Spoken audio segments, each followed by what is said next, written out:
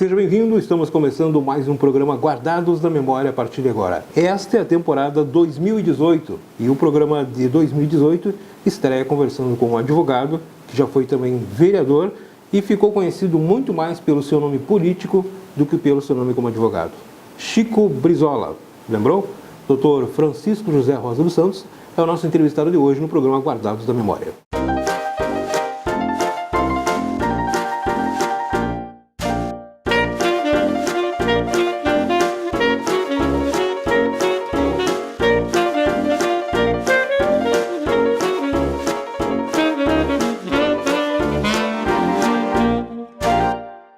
Dr. Francisco José Rosa dos Santos é o nosso entrevistado de hoje do programa Guardados da Memória e ele nos recebeu aqui no seu escritório para falarmos sobre a vida pessoal dele, para falarmos sobre direito, sobre política, claro, e também sobre religião. Dr. Francisco ou Chico, como é que prefere? Olha, primeiro eu queria saudar, cumprimentar os telespectadores da TV Câmara, né, que é...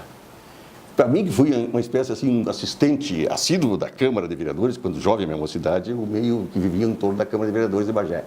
Depois eu fui assessor na Câmara de Vereadores de Bagé por 2 anos, e depois eu acabei como vereador também. Então, para mim é uma satisfação estar aqui na TV Câmara, né, porque é uma extensão da Câmara de Vereadores, né? Eu que sou um apaixonado pelo Poder Legislativo. Tenho no Poder Legislativo um grande respeito, embora todas essas coisas estejam acontecendo no nosso país. E outra satisfação que eu trago comigo nesse momento é a tua presença aqui no meu escritório, a tua visita, né? Que afinal de contas a gente até se custa às vezes se vê, mas nós somos amigos, né, Paulinho? E é uma coisa que sabe que a vida é tem essas dificuldades, essas coisas da vida, né? Pode me chamar o doutor Getúlio, voltando ao assunto aí, como é que vai me chamar, Chico Brizola, Francisco. O doutor Getúlio Vargas, que foi talvez um dos maiores homens dessa nação, dizia assim, de qualquer forma, fale de mim, de bem ou de mal, mas fale de mim. Então pode me chamar como quiser, eu não tenho opção, até não gosto muito que me trate com muita cerimônia, porque aí acaba me distanciando, e eu não gosto de me distanciar das pessoas. Eu sou um tipo de gente que ainda gosta do ser humano, que gosta das pessoas, e eu gosto das pessoas. Então pode me chamar de Chico, Francisco, como tu sempre me chamou. Então vamos entender o seguinte, quando que nasceu o Chico Brizola? O Chico Brizola nasceu, acho que a rigor, o Chico Brizola nasceu comigo, porque o meu nome é Francisco José Rosa dos Santos. Mas a minha mãe iria me batizar de Leonel, em homenagem a Leonel Brizola. Isso é uma verdade, porque tu vê, o meu irmão foi batizado de Juscelino em homenagem ao presidente Juscelino. Para quem não sabe, o Chico é irmão do Juscelino Rosa dos Santos, que já foi secretário da Fazenda, foi vice-prefeito de Bagé e hoje está em Porto Alegre. Foi vereador também. E vereador também, e hoje está trabalhando com a deputada Juliana Brizola. Isso. Então o Juscelino foi batizado por causa do Juscelino, que era uma aliança entre o PSD e o PTB, né? Então os PTBistas votavam no Juscelino. Então a minha mãe deu o nome dele Juscelino. E ela me chamaria de Leonel, mas aí como houve, o meu avô paterno, o velho Francisco Doralino, pediu que colocasse o meu nome. Que eu tivesse o nome dele, que colocasse em mim o nome dele. Aí ela me botou o nome dele, que era Francisco, e botou o nome do pai dela, José. Aí eu passei o nome de Francisco José, mas na verdade me botou o nome de Leonel, em homenagem ao Brizola. E outra, porque a minha família, eu sou uma família de brizolistas. E outra é que meus primos, então o Juscelino era muito calmo, eu era muito brigão. Então os meus primos, meus tios diziam, esse aí é o Juscelino, e esse aqui é o Brizola. Sempre me chamaram desde guri. Depois eu vim para Bagé, na faculdade, uma vez, aí o Brizola veio do exílio, e o Brizola veio do exílio, aí eu representei a juventude num comício sério que nós tivemos aqui, ali onde era o Capitólio, hoje é a Gaziotin, se não me engano, ali era o Capitólio, sim, Capitólio, aí chovia muito, nós íamos fazer um comício no Coreto, trouxemos para dentro do Capitólio ali, e ali eu discursei no comício, e foi um discurso muito bem inflamado. Aí o Adair Fagundes Teixeira, que era meu professor na faculdade, me apelidou de Chico Brizola. Começou a me chamar, olha o Chico Brizola, em função desse discurso. Aí nasceu. E todo mundo começou a me chamar na faculdade, e eu me tornei Chico Brizola. Nunca mais... Fizesse menção à tua mãe. Vocês não são de Bagé? Não. São CPE? São CPE. Como é que vieram parar em Bagé? Meu pai, a rigor, nós somos mesmo do 3º distrito de São Cepé. Uma coisa muito importante. Aí os caras dizem, esse tradicionalismo, não. Porque as pessoas pensam que tradicionalismo é uma coisa da esquerda, né? Da direita, né? Não, mas tradicionalismo é uma coisa da esquerda, tu sabia? Porque o Lenin usava o chapéu, o Lenin, o grande revolucionário do comunismo, o Lenin, o chefe, o Lenin usava um chapéu para identificar da onde ele veio, da origem dele, né? E eu venho do terceiro distrito de São Sepé. Meu pai plantava arroz e lá as terras estavam muito içadas. Aí nós descobrimos que em 1975, 76, nós viemos para Bagé em 76. Nós viemos plantar arroz em Bagé. Aí chegamos em Bagé em março, não tinha nem vaga mais nas escolas. Nós somos 6 filhos. Que idade estava naquela época? Eu tinha 16 anos de idade. E aí eu fui matriculado no GETECO, no Antenor Gonçalves Pereira. E ali eu conheci o Sigmar Scheifelbein, que era vereador, que era o diretor do colégio. E era meu adversário político. E me deu uma bolsa de estudo, tu acredita? Foi o único político que me deu uma coisa na vida. O único político, eu fui político. O único político que me deu alguma coisa na vida, assim, que me deu bolsa, que me deu emprego, foi o Sigmar Scheifelbein, que era da Arena. Por que adversário político? Tu já? Eu já era do MDB. Já era do MDB? Eu até tenho uma curiosidade que uma vez veio o Colares, veio o Bagé aqui, ali no Sedenino Martins, no deputado Sedenino Martins, ali nessa rua do INPS, aqui, que sai ali. Melanie Garnier. Na Melanie Garnier, isso, que vai atravessar ali Vinhas, ali tinha a padaria, e ali nós fizemos um comício. E eu discursei naquele comício, eu já era com 18 anos, quando eu tirei o meu título, eu já me larguei, né? Eu já me larguei atrás. E eu discursei naquele comício, e o Sigmar Scheifelbein me chamou. Me chamou o Sigmar e falou: Tchê, tu é meu adversário? Tu está discursando no comício do Colares e do Serenino Martins? Tchê, eu te dei até uma bolsa e tu é meu, diz o Sigmar Scheifelbein. E tu é meu adversário? Eu disse: quando o senhor me deu a bolsa, o senhor primeiro deu para todos indistintamente, não me chamou. Segundo, o senhor não me perguntou o meu partido. Então, meu pai era do PTB, eu sou do MDB e nós estamos esperando a volta dos exilados. Aí diz o Sigmar assim: tarraca daqui, ele era meio, Sigmar, tarraca daqui. Tchê. Aí diz eu tinha um colega, contei para um colega meu, era o Careca Oliveira, é falecido o Careca. Ele era filho vai ter lembrado, do Adão Oliveira, da Casa do Parqueiro, lembra? Sim. Que era metido a caque, jogava, o Careca era metido a caque, era lateral esquerdo, jogava bem. Aí o Careca disse: Tchê, vai ter que cortar a bolsa, fiz tudo. Eu disse: mano, agora o problema é meu pai, não é meu. Tu acredita que o cara não me cortou? Embora na ditadura, não me cortou a bolsa de estudo. E todo mundo dizia que ele era reacionário e tudo mais. Sempre me tratou com uma elevada honra que eu nem merecia. Ainda leve merecia a consideração que ele me tratou. Inclusive, até hoje, às vezes, quando ele precisa de um advogado, precisa de alguma coisa, ele vem aqui e me procura. O Sigmar Scheifelbein, que era um dos expoentes da direita aqui de Bagé. Como é que foi a tua infância, Chico? A minha infância foi de campanha para a cidade, estudando a cidade, vim para a cidade de Jaguri. Quantos irmãos? Nós somos 6. E aí eu vim para a cidade. Minha infância foi uma infância maravilhosa, porque eu me criei... Quando tu diz vir para a cidade, tu faz referência em São Cepé. Ao terceiro, né? E aí vim para a cidade em São Cepé. Perfeito. Depois, com 16 anos, eu vim para Bagé. Quantos irmãos e irmãs? Nós somos 6. Quem é o mais velho e o mais novo? A mais velha é uma irmã minha que é professora em São Cepé. E a mais nova é a Juscelda. Ela foi assessora da Câmara, inclusive. E hoje ela é assessora da Diana Lara na Secretaria de Educação. Dos 16 anos em diante, como é que apareceu o direito na tua vida? Não, eu vim para cá, meu sonho era fazer agronomia. Eu queria ser agronômico. Seguir na área da família. Da família, da agricultura. Mas a agricultura ia horrível. Em 78, a agricultura estava horrível. Não adiantava tudo que produzia, nós pagávamos. Era uma inflação galopante. Entendeu? Era uma coisa... E outra coisa, também não sou muito burro, pode não me acompanhar por muito bobo que eu não sou. Aí cheguei, naquela época era uma concorrência até desleal. Era uma concorrência desleal, porque a busca, o número de inscritos, por exemplo, era uma vaga de 12, 13 por 1 para agronomia, enquanto que o direito dava 4,5. Aí eu me inscrevi. Aí eu olhei os caras que vinham fazer com meus amigos. Tinham feito escola, tinham feito lá em Santa Maria cursinho. Eu não tinha feito, eu fiquei lá fora. Eu fiquei limpando o campo, rapaz, derrubando espinilho para nós plantar arroz ali no Jaguarão Chico. Aonde é aquele assentamento ali hoje, aqui chama o assentamento de Bagé, dos aqui. Eles foram vieram para cá para fazer agronomia, disputar comigo, cara. Eu tinha saído do GTEC, eu fui lá e me inscrevi. Eles estavam se inscrevendo, os caras vieram para fazer 12, 13, 10 por 1 ali, e eu me inscrevi 4,5 por 1 para direito e passei no vestibular para direito. Isso em que ano? Isso em 1978, com 18 anos. Dali para a formatura? 5 anos. 5 anos. Não, mas eu parei no meio, na campanha de 82, do Índio Vargas e do Matias e do Colares. Um semestre eu abandonei para fazer política. Essa militância política começou quando? Ainda na faculdade? Começou na faculdade, ali começou... Mas essa militância já tinha do MDB lá em São Cepé. Lá eu era pequeno, eu era com 16, 17 anos, houve uma candidatura lá do prefeito, lá tinha sublegenda no tempo do MDB. Aí um tio de um amigo meu lá, o Jorge, o cara, concorria, o Mônico Jorge, concorria a prefeito, e esse meu amigo concorreu o Jorginho Vargas concorreu a vereador.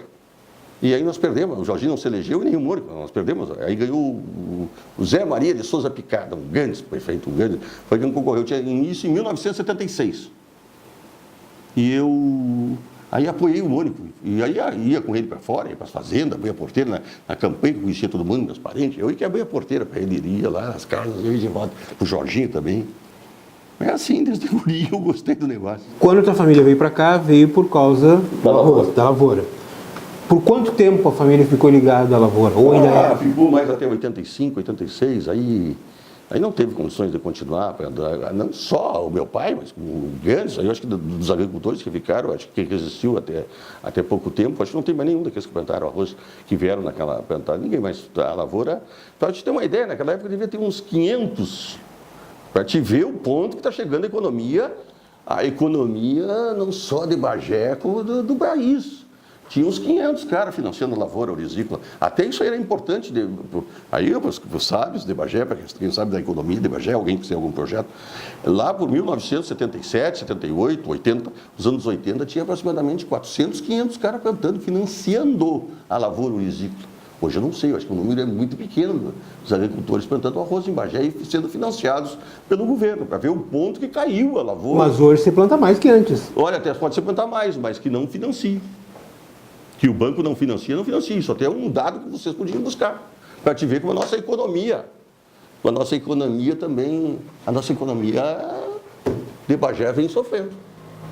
Olha o que eu tenho que mostrar, eu te aponto, eu parar, eu tenho conta. Aquele foi plantador de arroz, aquele não plantou mais, aquele lá foi mal na lavoura, aquele foi mal. E aí é muito fácil de querer falar em reforma agrária, porque os caras pensam que reforma agrária é só sentar lá, né? Dar uma casa e um pedacinho de terra. Mas vem cá, mas e o que está na terra? E o que planta, e o que produz, que o governo que é esquecido? Entendeu? Então as coisas não são... Por isso que esse país está indo para a bancarrota. Por isso tem 14 milhões de desempregados. Mas ninguém se preocupa, entendeu, de buscar o cerne da questão. Olha para Bagé. Quer ver a questão de saúde? Viu a questão de saúde.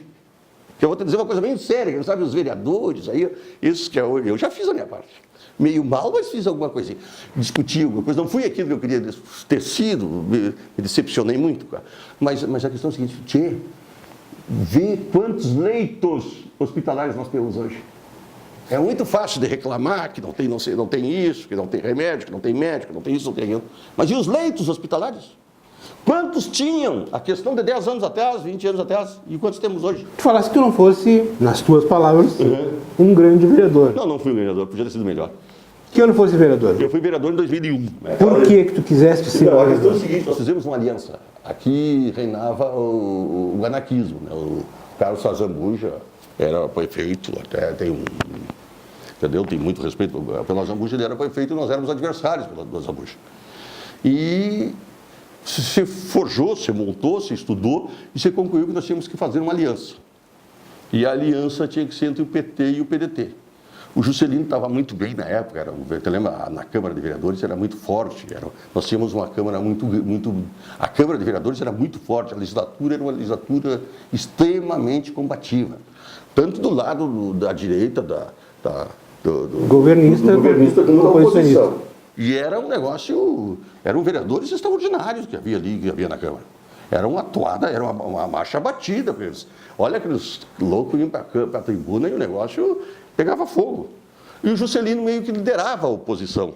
E o Mainardi era deputado federal eleito, então se resolveu fazer essa coligação e o PDT concorreu de vice. E aí os partidos quiseram apresentar e me lançaram, eu de vereador, me lançaram de vereador.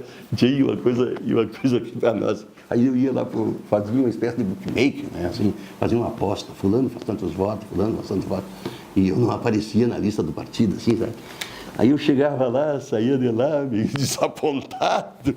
Só que quando abriram as cancelas, cara, eu saltei na frente e fui mais votado dentre os vereadores do PT e do PDT, porque não havia uma coligação na proporcional, mas havia uma espécie de aliança. Num comício falava eu, falava um do PT, falava um do PDT, falava um do PT, falava um do PT, falava um do PDT, era guardado uma proporcionalidade. Nós íamos para uma vila, nós íamos junto. Então era uma espécie de uma coligação branca, mas havia. E eu fui mais votado. Aí eu perdi dessa aliança, porque eu perdi para a Sônia, né, para a vereadora Sônia, que já vinha para a segunda legislatura, e ela é uma pessoa, tu sabe, é uma máquina de fazer voto, minha amiga Sônia Leite. Aí, e depois vinha a doutora Ailda, que também fazia o voto. Ailda Gaspar? É, uma grande vereadora, foram umas grandes vereadoras. Essas mulheres foram um espetáculo como vereadora. E depois veio o atual secretário da Saúde, com 1.400 votos. Mário Mena Cadeu. E eu com 1.399 votos, perdi para ele por um voto. E depois aí nós com 1.300, depois vem lá embaixo, com 1.100 os outros. Né? Aí até havia um negócio, tia, que diziam que o mais votado seria o Paulinho Vesgo, lembra? Falecido Paulinho Vesgo, foi vereador na minha legislatura. E aí, entendeu? Mas mesmo assim ele perdeu, aí depois vem o Dr. Delvo, vem o Claudinho Deibler, vem Bueno, para te ver se a nossa legislatura não era tão... Tu vê, a vereadora que foi candidata a prefeita, a Adriana Lara, foi vereadora na minha legislatura. O Eduardo Colombo foi vereador. Tu vê, entendeu? Então a nossa legislatura não era das piores. O vice-prefeito Machado, rapaz, o meu amigo Machado, até mesmo não falei dele, o Machado foi vereador, era também meu adversário. Manuel Machado, vice-prefeito de Vajá. Vice-prefeito de Vajá. Então tinha o Bob Machado, tinha o Ricardo Cogo, tinha o Ivan Casartelli, representando a Igreja Universal. O Ivan, um extraordinário vereador, o Dr. Delvo, que foi candidato a vice, o meu amigo, rapaz, Salazar. Aí vem, a minha bancada era eu, o Ricardo Cogo e o Dr. Ivan Lima. O Silvio Machado, rapaz. O Silvio Machado foi presidente da Câmara, foi quem presidiu a primeira Câmara. Fostes vereador por uma legislatura apenas? Uma legislatura. E não quis mais? Não quis mais. Por quê? Olha, primeiro que houve um rompimento da coligação. Nós tínhamos um acerto de cavalheiros, assim, tínhamos negócios assim, de fio de bigode. Nós fizemos uma aliança de fio de bigode. Aí, claro que houve, ninguém aqui é bobo, houve de ambos os lados um acirramento, uma idiotice. E havia mais interesse, era mais fácil o prefeito negociar com 10 partidos do que negociar só conosco. Aí o prefeito entendeu por bem romper a coligação e rompeu, acertou com a ala do PDT que se vendeu. Uma ala do PDT se vendeu, ficou no governo, e aí nós que não nos vendemos saímos, que não ficamos lá. O que te decepcionou na política? Isso, começar por isso. O teu pior adversário é o teu companheiro. Falta de partido. Os partidos são partidos, infelizmente, esse é o problema. Tem outro grave problema do Brasil, daqui a pouco eu tenho a solução para tudo. Daqui a pouco eu tenho a solução. Hoje é fácil criticar, né? É fácil de criticar. Porque é muito fácil ser oposição. Eu era situação, cara. Tudo que eu ia falar, eu tinha que me cuidar. Tu entendeu? Sim. E eu disse que não, quando eu disse para eles que eu não ia ser mais candidato, o Claudinho me debochou. O Claudinho deu meu amigo, extraordinário, pessoa. Brigou com todo mundo na Câmara, porque eu e o Claudinho brigava, eu brigava com uns e o Claudinho brigava com outro. Nós nunca brigamos. O Claudinho Deibler. Falecido vereador, Cláudio Deibler. Meu amigo. O Claudinho disse assim, duvido, eu disse, não sou mais vereador. Eles me obrigaram a fazer uma reunião na casa do Claudinho Deibler. Fizemos uma reunião na casa do Claudinho Deibler, estava rompendo a coligação. E o Claudinho nos chamou na reunião na casa dele, nós fomos lá. E o diretor do PT foi na casa do Claudinho dele, ali na General Osório. E tinha um projeto de lei que ia tramitar numa sessão extraordinária, que era da iluminação, essa iluminação pública. E eu disse que não ia votar. Nós vamos fazer um rápido intervalo e voltamos em seguidinha conversando com Chico Brizola sobre este tema, política e um pouquinho mais, sobre família e sobre religião. Já, depois do intervalo.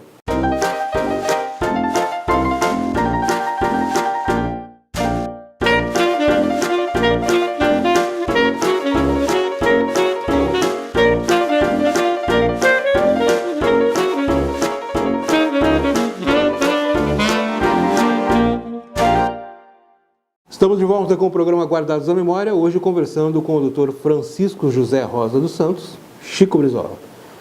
Eu lembro quando tu eras vereador que tu tinha uma postura bem agressiva.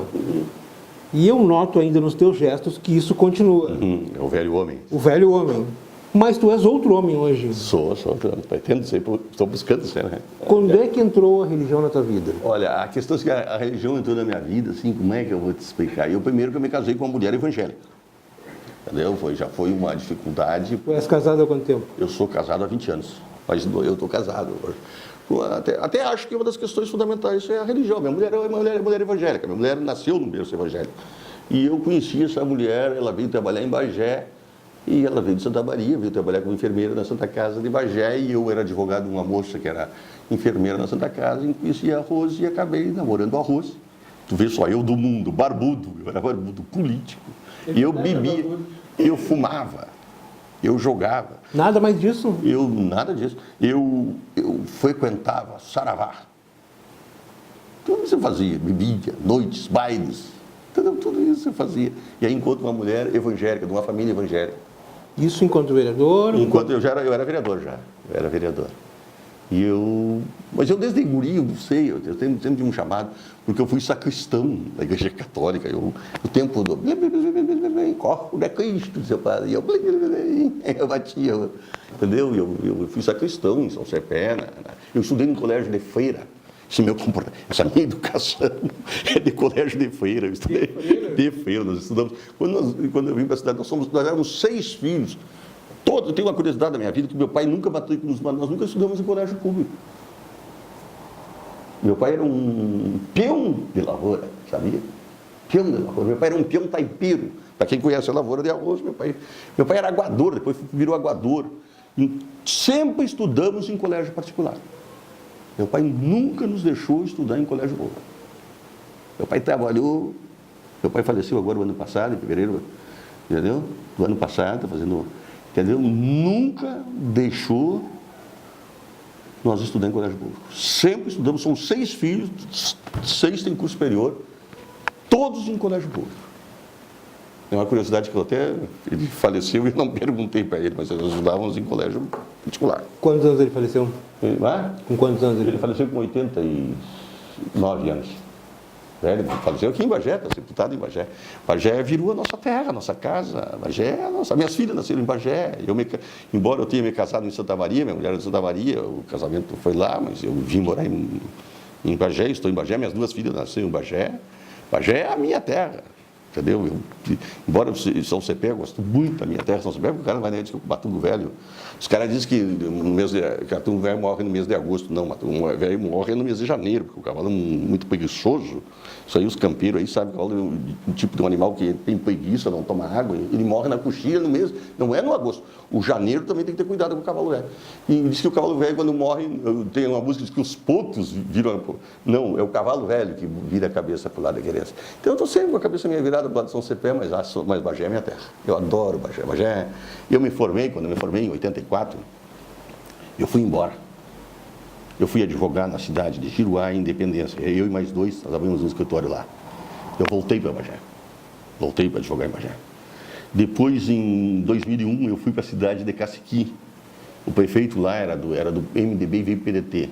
Aí ele estava comigo, mandou me chamar para mim ser o procurador do município, mais ou menos encaminhar ele pelas plagas do PDT, pelos caminhos do trabalhismo. E aí eu fui mais ou menos lá, e depois eu fui candidato a prefeito lá na cidade. Com 1 ano eu concorri à prefeitura e perdi por muito pouco voto. Foi candidato a prefeito? Fui candidato a prefeito na cidade de Caciqui, perdi por poucos votos lá. Perdi por um ex-prefeito, o cara que tinha sido o melhor prefeito da história. E a gurizada lá me lançou lá e eu saí, quase que ganhei a eleição deles. Uma vez o Voizola, quando voltou do exílio, disse assim, se nos deixarem falar, nós vamos longe desse país, né?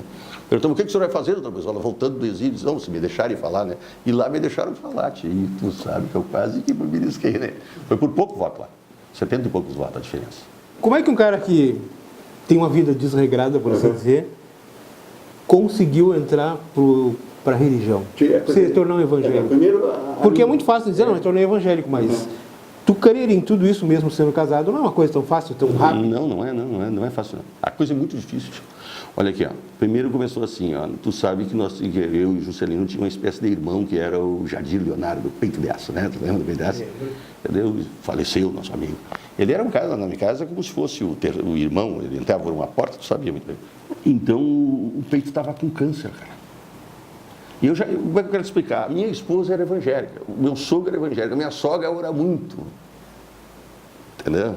Uma vez eu vinha, eu fico misturando as coisas, mas uma vez eu vinha subindo aquela, eu subia aquela, eu morava em Independência e subia a Garganta do Diabo, lá em Santa Maria, quem vai para Júlio, e ia atrás de um caminhão, e aquele caminhão tinha uma coisa muito bonita, dizia no caminhão assim, ó, dizem que sogra padece, mas a cada um Deus dá a sogra que merece. Já viu só que coisa bonita? E aí a minha sogra sempre orou muito, e eu fumava, e eu bebia.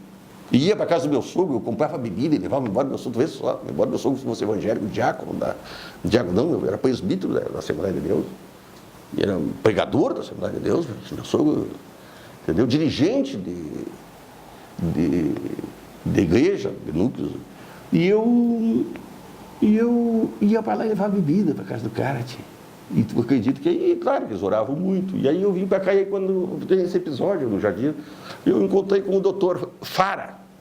Doutor Fara, que era meu companheiro de partido, médico, sabe? O Itamar Fara, filho do Nenê Fara, irmão do Bolinha, do Jorge Fara. E do Vinícius também. Aí os caras... estou passando por isso, assim. Primeiro que ninguém dizia o que o peito tem. Aí não diziam os médicos. Eu liguei para o seu Mário, o seu Mário Ferreira. E o seu Mário disse, olha, Chico, eu vou te dizer um negócio, o peito está no pênalti, o peito está com câncer. E aquilo para mim era meu amigo, cara. E o cara casado, com duas criancinhas. Aí eu falei para o Itamar. Aí diz, mas a coisa não é bem assim, Chico. O doutor Itamar estava com um movimento evangélico. Liderava um movimento, uma igreja de Cachoeira do Sul, aqui, a Casa do Senhor Jesus, parece que era o nome da igreja. Me disse assim, nós temos aí convidou inclusive a Vera, que trabalhava no nosso escritório ali, convidou a Vera para ir orar. Eles faziam um grupo de oração e eu entrei naquele grupo de oração e fiquei ali. Aí depois do Itamar, da igreja do Itamar ali, eu comecei a frequentar a Assembleia de Deus. Aí me batizei na Assembleia de Deus, inclusive tem um vereador aí, hoje que é vereador, que é da Assembleia, o pastor Jefferson Dutra. E eu me batizei na Assembleia de Deus em julho de 2002, segundo ano da minha legislatura.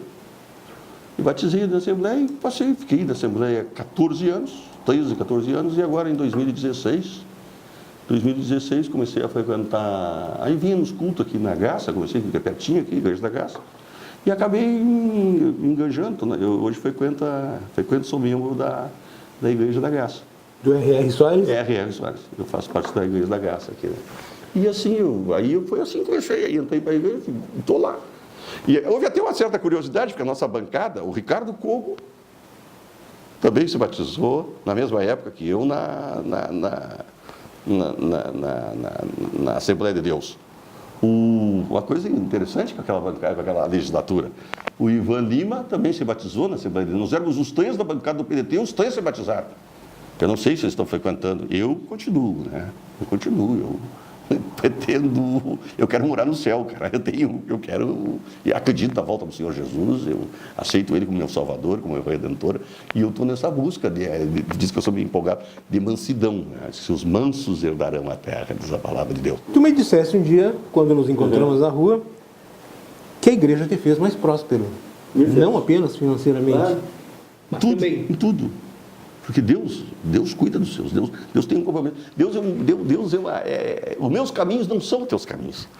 Deus é algo tão extraordinário que, como é que eu quero te dizer assim, ó? Porque os caras dizem, não, porque primeiro que Deus não castiga ninguém. Deus não castiga, Deus é bom, cara.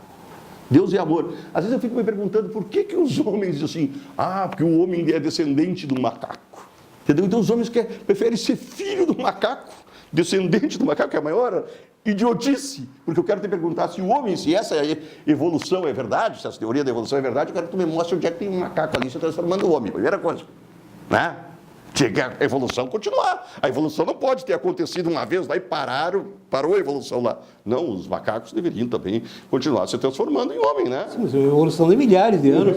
Mas acontece, mas por que agora não está havendo evolução? Não estamos evoluindo permanentemente? Não, nós evoluindo em cabeça, em ciência, porque Jesus fala na evolução da consciência, na evolução da ciência, do conhecimento. Você já virou um pregador? Olha, eu na igreja, lá na Assembleia de Deus, eu pregava. E na graça, ali tem outra dinâmica, ali o cara tem que se tornar obreiro, depois de se tornar obreiro, eu agora fiz um curso teológico básico, estudei ali, fiz um ano, cursei ali, entendeu? Mas eu acho que com a minha idade, eu acho que tem uma gurizada mais nova ali, que tem ali, tem uns grandes pregadores ali, então eu acho que, entendeu? Tu tem saudade de quê, Chico? Eu, saudade? Olha, tio. É muito difícil. O que já passou na tua vida? E passou na minha vida, passou muita coisa, passou na minha vida, mas saudade, eu acho que só de alguns poemas que eu li, das pessoas. Eu tenho pessoas que foram muito importantes na minha vida, sabe? Pessoas que estão aqui ou já partiram? Umas que já partiram e outras que estão aqui, que eu estou longe. Agora, esses dias, cara, só vou te contar, né? Esses dias eu estou lá fora, eu tenho uma propriedadezinha rural lá fora, estou lá fora, de tardezinha tomando mate, daqui a pouco recebi uma mensagem no telefone, assim, o Adauri está fazendo 89 anos, era o pai de um amigo meu. Cara, chorei, cara. Eu, quando tinha, assim, 13, 14 anos, eu ia nas minhas férias para casa dessa gente, assim, eu ficava lá 3 meses, lá, sabe, era um negócio assim, como é que eu quero dizer, assim, como diz o poeta, e aquilo era impregnado de eternidade. Meu avô, meu pai, né? Aquilo porque era impregnado de eternidade, e eu pensei que aquilo nunca mais terminasse. Disso eu tenho saudade. Tenho saudade dessas coisas. Agora, no mundo, assim, essas coisas do mundo, eu não tenho saudade. Tu parece mais sensível hoje, tu chora? Choro. O que te faz chorar? Muita coisa, a palavra de Deus, o Espírito Santo me faz chorar. Entendeu? Eu choro facilmente. Olha, eu choro quando vejo um amigo. Choro de saudade do amigo, isso aí me dá saudade. Por esse dia, por exemplo, do pai desse meu amigo, era um pai para mim. Tu acredita que eu fumava na frente do meu pai? Mas aí o pai desse meu amigo não deixava ele fumar, e eu não fumava na frente do pai desse meu amigo. Eram umas coisas que a gente tinha respeito. Eu tenho saudade das minhas professoras. Já que tu falou em respeito, como é que tu vês os valores hoje? Muito jogado fora. Muito triste. O que está faltando? Olha, está faltando primeiro pai, mãe. Esse amor fugaz, entendeu? Isso não tem sentido. Um homem vai ali, faz um filho, abandona o filho, atira o filho, a mulher atira o filho, entendeu? Diz a palavra de Deus assim, pode até, entendeu? A mãe esquecer do filho que viu nascer, mas eu não me esquecerei de você. Deus não esquece do seu filho. Então, está muito esquecimento. É muito esquecimento. Não tem a falta de responsabilidade. Tinha um samba que dizia assim, naquela mesa está faltando ele e a saudade dele, né? Entendeu? Uma mesa no canto, entendeu? Que ele sentava, está faltando cabeceira de mesa. O pai, no domingo, na cabeceira de mesa. Está faltando a roupa domingueira. Tu está com 48 anos, 47 anos. Tu te lembra que a gente tinha uma roupinha domingueira, entendeu? Para ir na igreja. Está faltando a roupa domingueira, está faltando o pai, está faltando a família. Hoje tu chega em casa e almoça às 1h30 da tarde, a tua mulher já almoçou a 1 hora. Hoje, entendeu? Na minha casa, nós todos os dias, eu me sento com a minha esposa e minhas 2 filhas para almoçar. Não tem. Oramos, agradecemos a Deus. É juntos. Está faltando a família, cara. Está faltando a célula da sociedade. Está faltando isso aí. Não existe. Tu só olha a propaganda assim: compra um carro tal, fuma um cigarro tal, toma cachaça tal. Mas não tem uma propaganda que diz assim: trabalha. Porque o trabalho edifica o homem. Não tem ninguém assim. Agora é só uma espécie de uma educação que eu não entendo, cara. Eu com 11 anos, eu e o Juscelino, com 11 anos, trabalhava. Sabia? Nós íamos para as lavouras, nós trabalhávamos, o Juscelino ficava 30 dias, eu não ficava. 30 dias na beira de um rio, cuidando de um trator, puxando água. O trator estacionado ali, tocando uma bomba de puxar água, ele ficava ali. A solidão daquele mato ali sozinho. Eu já não ficava ali, eu ia fazer outras coisas. Não conseguia ficar ali, não conseguia ficar sem falar. Entendeu? E o Juscelino não ficava quieto ali. Sabia? Puxando água ali, cuidando do trator. Abastecendo, cuidando para não apagar, para correr. Naquele tempo não era com tomada de força, era com a correia. O cara botar, entendeu? Hoje é com tomada de força. Depois botaram a tomada de força. Mas aí ficava ali cuidando para correr, não sair da polia, do tempo da polia. Tu vê? As crianças trabalhavam, tia. Onde é que está um demérito um pai fazer um filho trabalhar? Hoje, se um filho trabalhar, o cara está... Ah, a criança tem que estudar. A criança tem que estudar e também trabalhar. Prodol, um pensador, disse assim, nada faz um homem, um jovem mais digno do que dá para ele... Era mais ou menos assim, coisa de gente grande. O guri já vira, já se cresce com mania de homem. Aí o guri vai ser homem, porque você ganhou com mania de homem.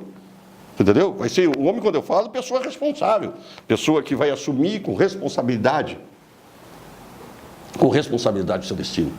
As pessoas têm que trabalhar, as pessoas têm que produzir, as pessoas têm que ser úteis, as pessoas têm que amar, as pessoas têm que querer bem uns aos outros. As pessoas... Não adianta viver isso aí, eu tiro. Ninguém... Cadê o pai, cara? Conselho pro filho. Mas também temos um problema de leis, né? Tu é um advogado e tu vê muita atrocidade. Como é que poderia mudar essa realidade, olhando do ponto de vista jurídico? Do ponto de vista jurídico, olha, é meio difícil. Está meio difícil, porque primeiro a coisa começa por aí. Isso que eu quero te dizer, que é muito fácil agora chegar ali e atirar para o juiz. É muito fácil chegar ali e atirar para o brigadiano. Mas vou te contar um negócio. Quando eu era guri, eu me lembro que cheguei daqui, eu tinha 16 anos, vim para Bagé, e fui um fim de semana, e me encontrei com a minha turma. Encontrei com a minha turma lá e compramos umas garrafas de canha lá em São Cepé, e saímos ali por umas ruas. Que foi só nós fazíamos barulhinho, ali um pouco, você veio. E tinha um brigadiano, que era primo dos primos meus, que chamava Noni. E esse cara, era o apelido dele, era Noni, eu não me lembro o nome dele. Ele, parou ali. Ele era Aires, ele estacionou e nos tomou a garrafa de canha. Nos tomou a garrafa de canha e quebrou as cachaças, as garrafas de canha no cordão da calçada, porque na minha terra tem muita pedra, de pipa, e tinha os cordão, foi ali e quebrou, eu acho 3 ou 4 garrafas de canha ali. Disse assim, se eu pegar, e vocês vão embora para casa, se arranca, se eu pegar vocês fazendo barulho na rua, eu vou lonquear o nome de vocês soldados. O brigadiano. E tu aqui, ó, eu sei, tu é lá de Bagé, tu é filho do Gaspar. E teu pai, a semana que vem, daqui um mês, vai estar aí. Eu vou contar pro teu pai o que tu anda fazendo. Tchê, se um brigadiano hoje fizer uma coisa dessas, fazia uma revolução. Um país que faz uma revolução e sai milhões para a rua porque aumentaram centavos na passagem, no preço da passagem, como houve aqueles movimentos que quebra tudo. Você lembra dos movimentos do governo Dilma? Sim. Foi por causa da passagem, sabia? Princípio de tudo. Princípio de tudo. Não, mas era por causa da passagem. E agora roubam bilhões e ninguém faz nada. É muito difícil de esperar a mudança, né?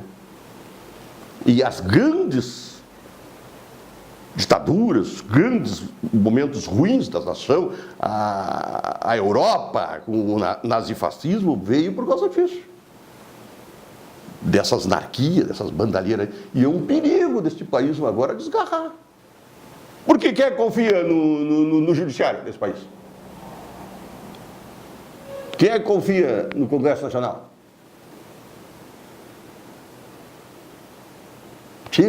Todos esses... Quem confia no executivo desse país? Ninguém acredita mais nisso, tia. Esses caras não viram que se exauriam o tempo deles? E aí é que está o perigo.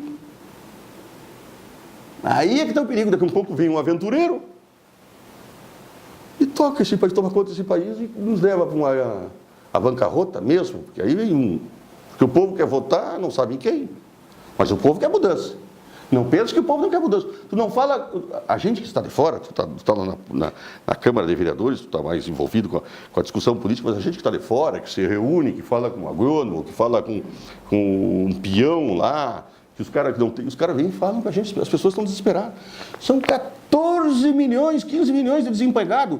Um país onde a informalidade vira motivo de aleluia para o presidente. Estava o Temer batendo palmas porque o país aumentou as costureiras, aumentou o vendedor de sorvete, aumentou o pedreiro, o carpinteiro. Ele acha que isso é economia, cara. E aí começam a aplaudir. Isso aí está levando o país lá. Deixa eu te perguntar uma coisa. Estamos praticamente chegando ao final do nosso programa. Como é que tu vê o Chico Brizola hoje, comparado a 10 anos atrás? Eu queria ter essa cabeça daquele corpo lá, sabe?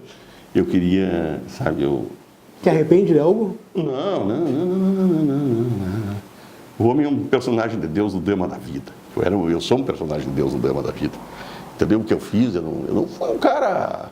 Eu só fui um cara combativo, eu lutei, não sei se o apóstolo Paulo diz na Bíblia assim, eu lutei o bom combate. Eu não sei se lutei o bom combate, sabe? Não sei se lutei o bom combate. Porque eu andei junto com gente que também só queria a busca pessoal. Infelizmente, eu era um sonhador, cara. Eu sonhei, eu fiz um partido de coração, cara. Eu sonhava com a volta do Brizola. Eu sonhava com a volta do Francisco Julião. Sabe? Francisco Julião, o líder das ligas camponesas. Eu tive a oportunidade de conhecer o doutor Luiz Carlos Prestes, cara. Eu era secretário, eu fui fundador do PDT municipal aqui em Bagé. Pode, o Vladimir é testemunha, o Vladimir Augusto. Fui fundador do PDT e eu e o Vladimir fundamos a juventude no Estado. Era a mocidade trabalhista. E eu fui para o Rio de Janeiro. Nós não tínhamos dinheiro, nem o Renato Azevedo, nem o Mário Machado, nem as meninas ali, o Elton Carvalho não tinha. Fui de carona para Porto Alegre, lá peguei um ônibus e fui para o Rio de Janeiro fundar a juventude, fui para o primeiro encontro nacional da juventude. Então nós tínhamos amor, nós tínhamos ideal, nós sonhávamos, cara. E da mesma forma, o Antenor ali na direita sonhava, os outros, a gurizada da direita sonhava. O Pedro Prieto e os outros caras sonhavam no MDB. Havia um sonho. E tinha uns que também no PT sonhavam, cara. Mas aí o Anselmo, o Canaã e outros que sonhavam na fundação do PT. Só que depois vieram os oportunistas, né? Os que vendiam bolacha, os que queriam se colocar, crescer, que esqueceram dos companheiros. Entendeu? Porque são esses os que vencem. Porque os partidos não têm debate, os partidos não são orgânicos, os partidos não têm um ideal. A veia política não te abandona, né? Não é que a veia política não abandona os grandes pensadores que o homem é um ser social, que o homem é um ser político. Aristóteles diz que o homem é um ser político. Então me diz, para nós finalizarmos, como é que o Chico Brizola quer ser lembrado daqui a algum tempo, quando eu não estiver mais aqui? Olha, eu queria ser lembrado com algo que eu não tenho. Eu queria ser lembrado com mansidão, com um homem de oração, que hoje eu oro muito. Com mansidão que tu não tens. Eu não tenho, que estou buscando, né? Porque faz parte eu quero me transformar, entendeu? Quero ter mansidão, quero oração, que eu oro muito pelas pessoas, sabe? Eu oro muito. Tudo me ora, tenho orado. Eu perdi uns amigos agora, esse ano passado, as coisas assim, meio tristes, sabe? Entendeu? Os caras estão falecendo, o mundo está aí, ó. Esse tal de câncer aí, tá matando as pessoas aí. E as pessoas estão morrendo, e as pessoas estão morrendo sozinhas. Tem muita gente solitária, Paulinho. Os nossos amigos aqui, tu passa por um cara assim, sabe? Tu pensa uma coisa... Na verdade, nós vivemos uma época de solidão. Hoje uma família está na mesa e está todo mundo no celular. Todo no celular. E um falando com o outro por aqui. Não telefone, aqui. Cara. Tu já pensou? A solidão é um dos males das redes sociais. Das redes sociais. E outra coisa, entendeu? Então, mas acontece que na minha família, não, nós oramos antes, somos obrigados a orar. Não é, se eu não oro, se eu me esqueço e começo a almoçar ou jantar, a minha filha diz, tem que orar, vamos orar. Aí a outra diz, vamos orar. Entendeu? As minhas filhas frequentam a igreja, não fiz imposição nenhuma, elas chegaram a uma certa idade e pediram para frequentar, para se batizar. Fui batizado na Assembleia de Deus, as duas. Hoje nós estamos na graça, mas nós somos batizados na graça, né? Então, Paulinho, eu queria ser lembrado assim, não pelas coisas que eu fiz, eu queria ser lembrado pelas coisas boas. Eu não acho que teve um tempo assim que eu pensei que ia mudar o mundo, mas hoje eu sei que esse mundo não vai mudar. Não tem como esse mundo mudar, até porque está escrito que esse mundo não vai mudar. Que as coisas vão continuar se crescendo, que as coisas cada vez vão piorando. Porque são sinais que se aproximam da volta de Jesus, cara. Entrevistamos hoje Chico Brizola. Ele é assim. Esse é o pensamento dele, Dr. Francisco José Rosa dos Santos. Chico, muito obrigado por nos receber aqui, por conversarmos bastante. O programa Guardados na Memória volta na próxima semana. Obrigado por você ter conferido o nosso programa. Este e todos os outros programas que você já pôde conferir, você pode encontrar no nosso Facebook e também na página TV Câmara no YouTube. Até o próximo programa.